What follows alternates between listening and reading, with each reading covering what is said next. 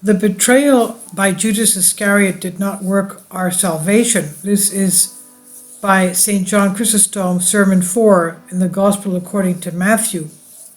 In the long-term effort to approach and interpret the Bible, many people have stood troubled in front of the question, is Judas guilty or not for his attitude towards Christ? St. John Chrysostom poses a question as a basis in order to progressively prove the guilt and treason of Judas Iscariot. It formulates an utterance question which is functional in nature.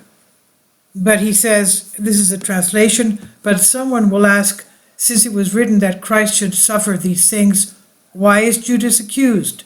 Because they did what was written, but they did not do it with this thought, but out of cunning. If you do not take into account the purpose, then it will also absolve the devil from crimes, but these are not possible, they are not. It's true that the simple intellect initially understands logically. What about Judas through a justification from a form of comparison?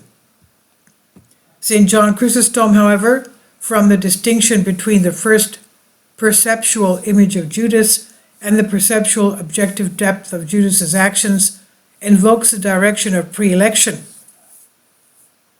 He says, but they did not do it with this thought, but out of wickedness. Let us emphasize that the Lord himself laid a firm foundation of control over Judah. Matthew 6:20-25, woe to that man for whom the Son of Man is delivered up. Blessed is that man not born. And it continues saying, many are worthy of hell, and this wicked one, and the inner world. Didn't the betrayal of Judas work our salvation, but the wisdom of Christ and his dexterity, the wealthy, the wickedness of others in our interest fade? And the translation says, for both he and Judas and the devil are worthy of infinite punishments, although the world is inside. Because it was not the betrayal of Judas that brought us salvation, but the wisdom of Christ and his infinite ability to use the wickedness of others for our own benefit. And then in charismatic outburst of theological intellect and function, is the expanded the discourse to great extent, saying, what the hell? Why did not Judas also make a fool of himself if another did? And what does this mean? That which is sacrificed sees Christ, for whom it is seen, and if it is not, for whom it is seen, for such a man. And everyone was good, and I'm going to translate this for you. So what? He says, if Judas did not betray, will not another? What does this have to do with our topic? For thus, since Christ had to be crucified, he says, he had to be crucified by someone. Since he had not been crucified with someone, it would certainly have been a man. If all were not virtuous, the plan of the divine economy for our salvation would be thwarted. Don't be born, for all the all-wise God himself knew how he would work our salvation, even if this were to happen, for his wisdom is infinite and incomprehensible. After all, for this reason, so that no one thinks that Judas became a servant of the divine economy, they built him up. The first comment, the creative providence of God has distributed to every human being freedom and possibility, a role of self-determination. Hence, the healthy human being does not passively accept the determination or necessity of the surrounding world. Free will, as the ultimate motivation of our actions, can and does receive counter-determination by divine grace, which does not bind man's freedom. However, the passions, as a disease of the soul, create actions allegedly of will and need as a search for certainty.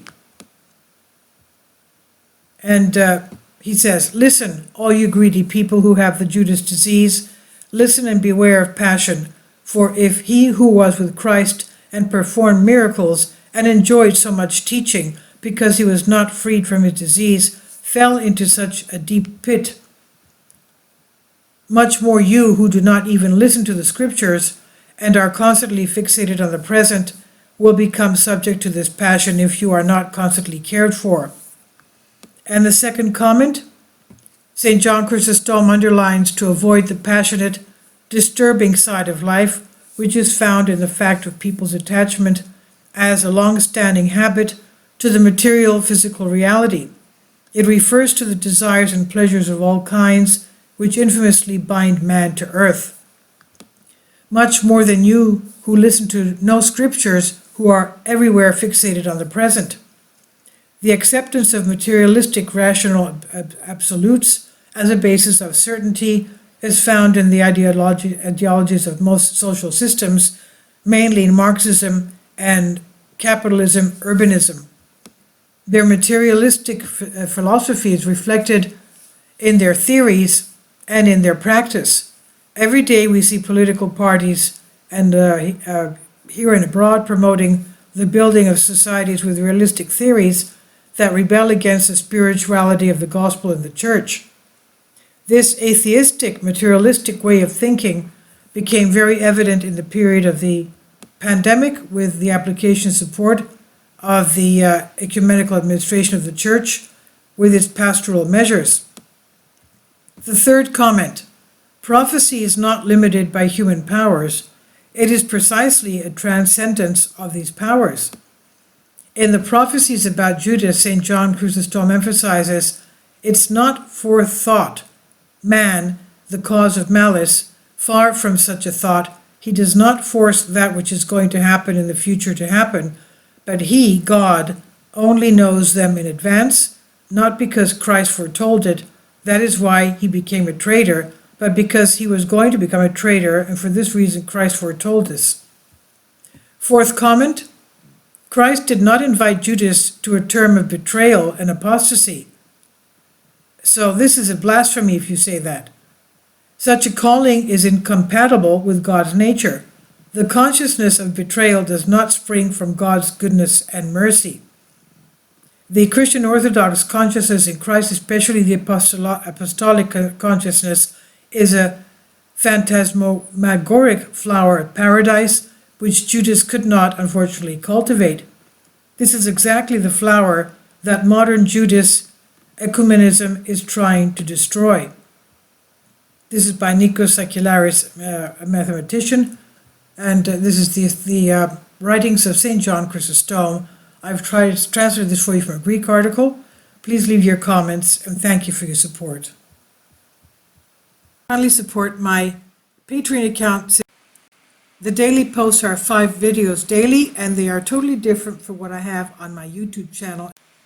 Thank you so much for your support and that you find all my content so interesting. You'll find the Patreon account details in the description box below.